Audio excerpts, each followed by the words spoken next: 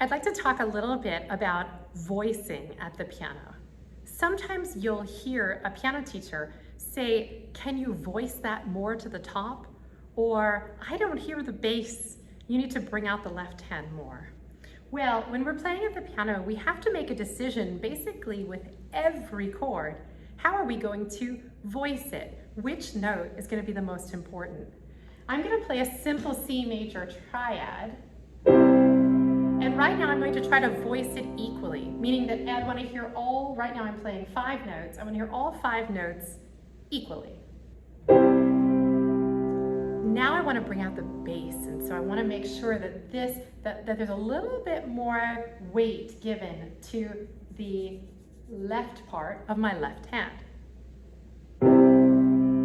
Sometimes it makes for an uneven attack, but while you're practicing this, that's okay. In the end, it's your brain and what you want to hear that's going to control the velocity and the strength and the dropping of the weight into the keys in the way that you want it.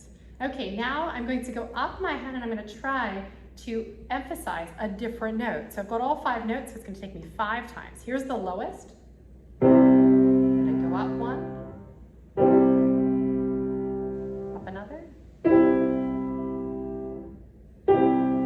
And finally my soprano, which is my highest. And very often we do want to voice toward the top. We want that melody to ring out. Like when I'm playing that Grieg song that I played that was in E flat major, I really want to hear that sing. And how do we sing at the piano? I like to think of the piano hammers as an actual mallet for a bell. And if we were to play with, if we were to ring a bell, you often want to have a bit of follow through. You want that mallet to come away and draw out the sound. I think of that at the piano as well. Sometimes I'll just put my pedal down and see how much ring I can get. So yes, there's weight and there's the dropping of the weight, but there's also the follow through. And you say, well, follow through, does it even matter? Because the sound, it's already been struck. However, our bodies are organized that follow through does affect how we approach. If we know we're going to follow through, it's like if you're playing tennis or golf.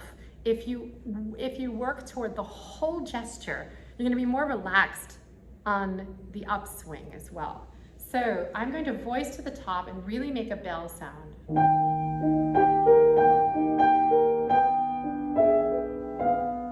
And I want to keep doing that. Now, especially in Norwegian music and romantic music, we never want to neglect the low note as well. So we want to actually voice to the bottom and to the top. So I want to make sure that that's coming out as well.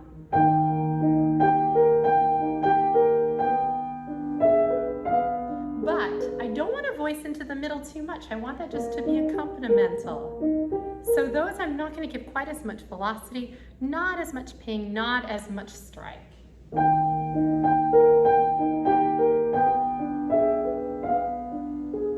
And even when I play really big chords,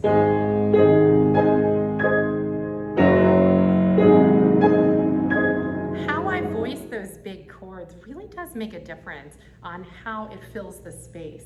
And so my first inclination is always going to be heavy bottom, brilliant top, and then something sort of warmer and gentler in the middle. And that can sometimes be a relief, because if you try to do hard and full all the time, it can get very taxing on your muscles, and it's actually taxing on the ears. Sometimes when I go to a concert and everything is voiced fully all the time, whether it's loud or soft, it actually becomes a bit of an overload.